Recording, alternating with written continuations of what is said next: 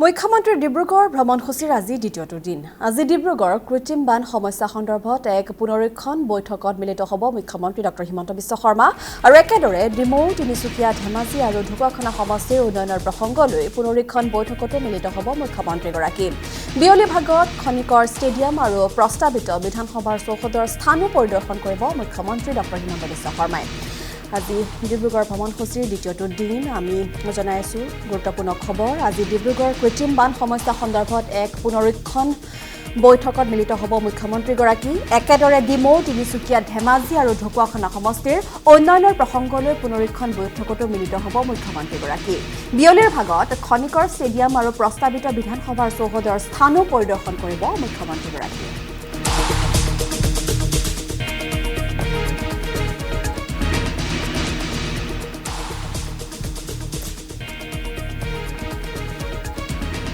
যিহেতু আমি জনাই আছোঁ ডিব্ৰুগড় ভ্ৰমণসূচীৰ আজি দ্বিতীয়টো দিনৰ কাৰ্যসূচী কেইবাটাও আছে। মুখ্যমন্ত্ৰী ডক্টৰ হিমন্ত বিশ্ব শৰ্মাৰ আজি ডিব্ৰুগড় কৃত্ৰিম বান সমস্যা সন্দৰ্ভত এক পুনৰীক্ষণ বৈঠকত মিলিত হ'ব মুখ্যমন্ত্ৰী ডক্টৰ হিমন্ত বিশ্ব শৰ্মা আৰু একেদৰে ডিমৌ, তিনিচুকীয়া, ধেমাজি আৰু ঢকুৱাখানা সমষ্টিৰ উন্নয়নৰ প্ৰসংগলৈও পুনৰীক্ষণ বৈঠকতো মিলিত হ'ব মুখ্যমন্ত্ৰীগৰাকী।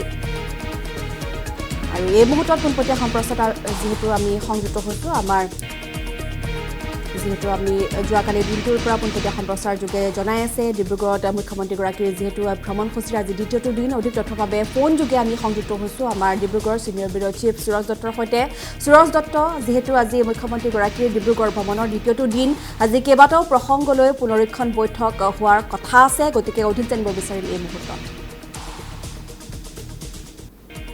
গুৰুত্বপূৰ্ণ ডিব্ৰুগড় চহৰক যিহেতু দ্বিতীয় ৰাজধানী হিচাপে গঢ়ি তোলাৰ বাবে সকলো ধৰণৰ পৰিকল্পনা গঢ়ি তুলিছে আৰু কালি মুখ্যমন্ত্ৰীগৰাকীয়ে প্ৰকাশ কৰিছে যে আজি ডিব্ৰুগড়ত য'ত সচিবালয় নিৰ্মাণ হ'ব, অসম বিধানসভা কক্ষ নিৰ্মাণ হ'ব, বিধায়কৰ আৱাস নিৰ্মাণ হ'ব, মন্ত্ৰীৰ আৱাস নিৰ্মাণৰ বাবে তেওঁ স্থান পৰিদৰ্শন কৰিব। কিন্তু ইয়াৰ পূৰ্বে আজি ডিব্ৰুগড় চহৰক লৈ বিশেষভাৱে এখন বৈঠকৰ আয়োজন কৰিছে মুখ্যমন্ত্ৰীগৰাকীয়ে।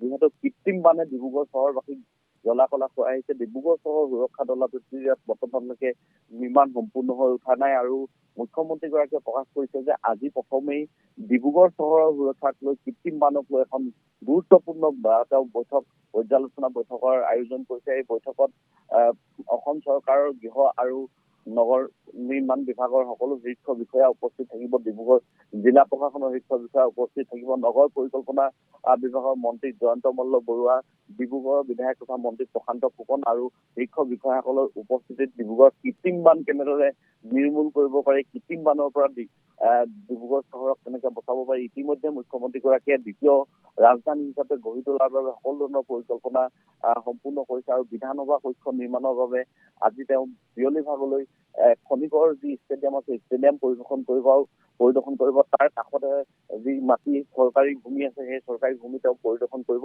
আজি দিনৰ ভাগত মুখ্যমন্ত্ৰী এই দুটা মূল কাৰ্যসূচী আছে। ইয়াৰ মাজতে আজি ধেমাজি বিধানসভা সমষ্টিৰ উন্নয়নমূলক কাম কাজক লৈ তেওঁ পৰ্যালোচনা বৈঠক মিলিত হ'ব আৰু ঢকুৱাখানা বিধানসভা সমষ্টিৰো আজি হয়তো পৰ্যালোচনা বৈঠকত মিলিত হ'ব পাৰে মুখ্যমন্ত্ৰীগৰাকীয়ে। মূলতে আজি পুৱাৰে পৰা এই কেইখন সভা আছে আৰু বিয়লি 4 বজাৰ পাছত তেওঁ খনিকৰ আৰু যি ষ্টেডিয়াম আছে ষ্টেডিয়াম তেওঁ পৰিদৰ্শন কৰিব, নিৰ্মাণ কাৰ্য পৰিদৰ্শন কৰিব আৰু য'ত বিধানসভা সচিবালয় হ'ব, য'ত বিধানসভা কক্ষ হ'ব আৰু য'ত বিধায়কৰ আৱাস গৃহ হ'ব সেই স্থান তেওঁ পৰিদৰ্শন কৰিব বুলি ইতিমধ্যে জানিব পৰা গৈছে। আজি দিনৰ ভাগত মুঠতে এইকেইটা মূল কাৰ্যসূচী আছে আৰু আজি দ্বিতীয় দিন আৰু তৃতীয় দিনা কাইলৈও মুখ্যমন্ত্ৰীগৰাকীয়ে কাৰ্যসূচী ৰাখিছে। উজনিৰ কেইবাটাও বিধানসভা সমষ্টিৰ উন্নয়নমূলক কাম কাজৰ মুখ্যমন্ত্ৰীগৰাকীয়ে খতিয়ান ল'ব আৰু কালি ইতিমধ্যে ডিব্ৰুগড় বিধানসভা সমষ্টিৰ উন্নয়নমূলক কাম কাজৰ খতিয়ান ইতিমধ্যে মুখ্যমন্ত্ৰীগৰাকীয়ে কালি লৈছে। যোৱা নিশাই পৰ্যালোচনা বৈঠক সম্পন্ন হৈছে। আজি মূলতে ডিব্ৰুগড় চহৰৰ যি কৃত্ৰিম বান সেই কৃত্ৰিম বানক লৈ মুখ্যমন্ত্ৰীগৰাকীয়ে এখন বৈঠকৰ আহ্বান কৰিছে আৰু বৈঠকতে সিদ্ধান্ত গ্ৰহণ কৰিব ডিব্ৰুগড় চহৰৰ আৰু কৃত্ৰিম বানৰ পৰা বিজ্ঞানসন্মতভাৱে কেনেকে ডিব্ৰুগড় চহৰক বচাব পাৰি। যিহেতু দ্বিতীয় ৰাজধানী হিচাপে ইতিমধ্যে গঢ়ি তোলাৰ বাবে যি পৰিকল্পনা সেই পৰিকল্পনা হাতত লৈছে। সচিবালয়ৰ কাম কাজ ইতিমধ্যে আৰম্ভ হৈছে। বিধানসভা কক্ষ নিৰ্মাণৰ বাবে ইতিমধ্যে ভূমি ঠিক কৰিছে আৰু যিহেতু চহৰখনত প্ৰতি বছৰে কৃত্ৰিম বানৰ কবলত পৰি আহিছে। সেই কৃত্ৰিম বানক লৈ এখন গুৰুত্বপূৰ্ণ সভা হ'ব আৰু সেই সভাৰ পাছতে পোহৰলৈ আহিব ডিব্ৰুগড় চহৰৰ যি ভৱিষ্যত, ডিব্ৰুগড় চহৰক কেনেকে কৃত্ৰিম বানৰ পৰা বচাব পাৰি, কাষে যোৱা ব্ৰহ্মপুত্ৰৰ পৰা ডিব্ৰুগড় চহৰক কেনেকে সুৰক্ষিত কৰিব পাৰি। আজি কেৱল এই দুটা বিষয়ক লৈ এখন গুৰুত্বপূৰ্ণ সভা আছে আৰু সেই